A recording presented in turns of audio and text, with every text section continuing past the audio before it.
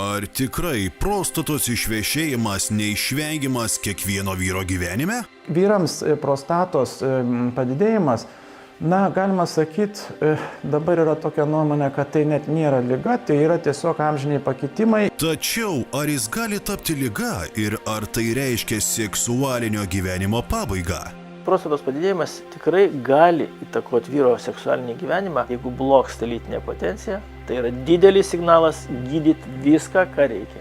Visgi suvaldyti vyriškumo gyvenimo iššūkius įmanoma. Atvirai kalbant, tai papildai. Jie yra augalų pagrindų ir visiems organam dar duoda, kaip sakant, potencijos. Jokia paslaptis, kad vyrams amžėti procesas nėra lengvas, ypač kai prasideda andropauzė, kuomet kaip ir pas moteris pradeda keistis hormoninis fonas. Tačiau ar verta nerimauti dėl prostatos pokyčių, dar vadinamų hiperplazija, išvešėjimu ar tiesiog padidėjimu? Prostata viena iš reprodukcinių organų, gaminančių tam tikrą sekretą, kuris reikalingas vaisingumui. Todėl iš jauno amžiaus virstant vyresniu arba senesniu, jinai netenka kaip ir savo prasmės ir tada tos liaukutės prastai bedirbdamos, kadangi nebereikia tiek daug to sekreto, jas ima pūstis. Ir tas pats pasipūtimas, jeigu jis nieko ypatingai blogo nedaro, neužtveria ištekėti šlapimui, nespaudžia kur nors į tiesią žarną, jeigu didėja prostata į kitą pusę negu į pūslės pusę, nespaudžia jisai ten kraujagyslių, tai jis nieko tokio ypatingo nedaro. Tačiau, jeigu jinai daug didėja, prasideda jau liga iš tos būklės, kadangi atsiranda tam tikrų pakitimų, kurie jau sukelia žmogui diskomfortą. Tirštas sperma teka lėčiau ir nesukelia to tokio malonumo, kurį turi sukelti iššaudama sperma. Ir tuomet jau pradeda blogėti. Atsiranda prastesnis potraukis. Vyro kokybė, žinoma, gyvenimo jau prastėja. Prostatos padidėjimas vystysis visada. Tačiau sulėtinti tą procesą, jeigu žmogus mažiau sėdi, daugiau vaikšto, judėjimas dubenį atsinaujina, kaip paprastai žmonės sako, kraujas. Geriau maitinamas organas yra sveikesnis. Jeigu žmogus turi normaliai santykius. Solidesnio amžiaus žiūrovai tikriausiai pamena Narimantą Ramanauską, dainavusi anuometinės filharmonijos ansamblyje Nemuno žiburiai. Jį girdėjome su broliais Frankoniais konkursuose Vilniaus bokštai. Jis dalyvaudavo kartu su Viktoru Malinausku, Janina Miščiukaitė, Onutė Valiukevičiūtė, Jose Mackaniu. Jau 50 metų scenos nepaliekantis dainininkas džiaugiasi ne tik aktyviu gyvenimu ir 35 metus trunkančią santuoką. Kalbėdamas apie savo amžių su humoru išsiduoda. Dar nesugriuvęs. Į sveikatą pradėjau kreipti kažkur po 50 metų. Tiesiog aš pradėjau daugiau mylėti save. Geriausias mano draugas yra tai žmona. Tie intimus reikalai su draugais, jie nesprendžiami yra. Ilga santuoka, taip. Seksas gal jisai kažkokią tai vienetuką turi toj grandiniai, bet taip, viens kitam reikia. Tuose reikaluose tai to reikia, tai to tau reikia. Tai pastiprinimų, tai tokių vaistų. Dvi širdis, sako, vyrai turi, taip? Prostata ir dar. Taip. Ir širdis. Vertėtų atkreipti dėmesį į tai. Taip, kad reikia nelaukti, pasikonsultuoti būtinai su gydytoju ir pradėti vartoti tokius preparatus, kurie gali kažkiek tą procesą sulėtinti. O tas sulėtėjimas būna tikrai.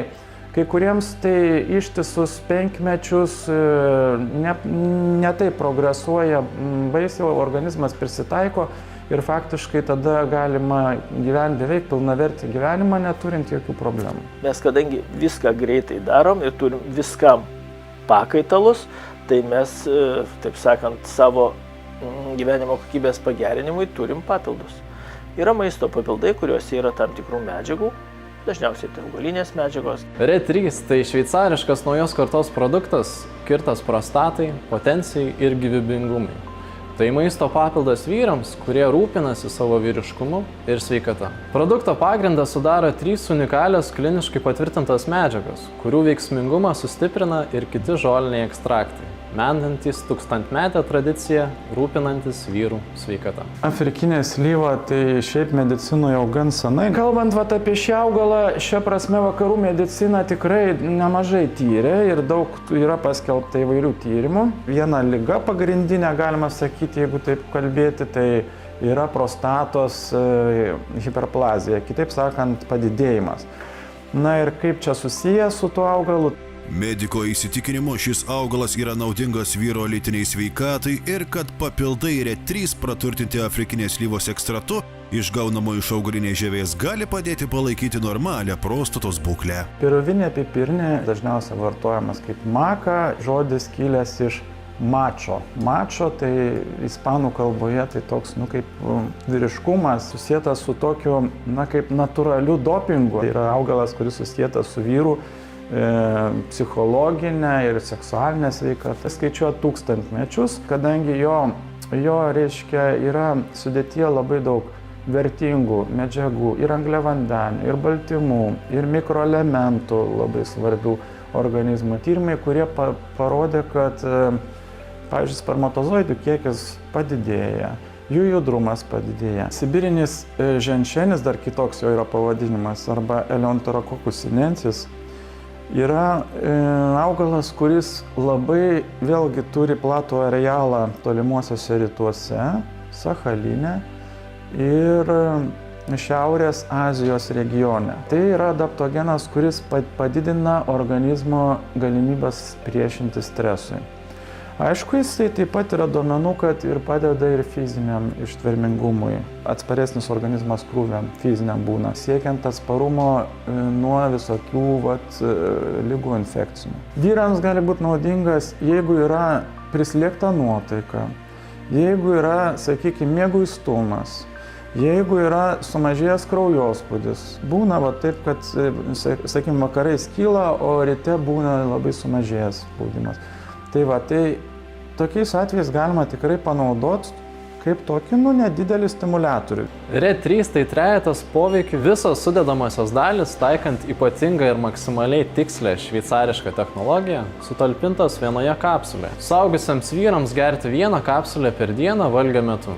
Produktą galima vartoti ilgą laiką. Jaunystėje papildų nebūdavo, o dabar tai aš ir pabandžiau. Man gavosi. Aš pasijaučiau, savo metuose pasijaučiau kažkokiu tai procentu sveikatingiau. RET3, aš skaitau, jie ne tik potencijai duoda gyvybingumą tą, bet ir duoda organam kitiem gero poveikio.